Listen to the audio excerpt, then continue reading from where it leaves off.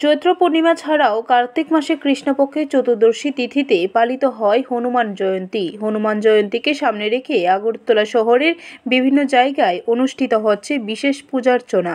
দুর্গা চৌমুহনী সবজি, মৎস্য ও ফল ব্যবসায়ী সমিতির উদ্যোগে অনুষ্ঠিত হয় হনুমান পূজা।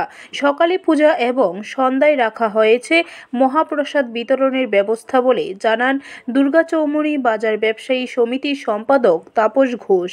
অপরদিকে রামনগর 4 নম্বরের শেষমাথায় সনাতন একতা মঞ্চের উদ্যোগে আয়োজিত হয় হনুমান জয়ন্তী।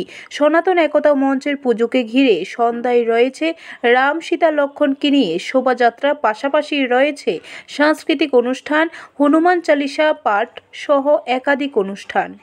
আমরা এবার তৃতীয় বর্ষ আমরা এই বজরংবলীর পুজো করতে যাচ্ছি। আমাদের পুজো শুরু হয়ে গেছে, আর বাকি আমাদের অনুষ্ঠান সন্ধ্যার সময়। আমরা সন্ধ্যার সময় সন্ধ্যা আরতির মাধ্যমে আমরা দ্বিতীয় পর্বের অনুষ্ঠান শুরু করতে যাব। তারপরে হনুমান চল্লিশা পাঠ, তারপরে হনুমান চল্লিশার শেষেই হবে রাম দরবার। রাম, লক্ষ্মণ, সীতা, হনুমান নিয়ে একটা প্রসেশন হবে আমাদের এই এলাকাতেই। ব্যুরো রিপোর্ট, খবর ত্রিপুরা।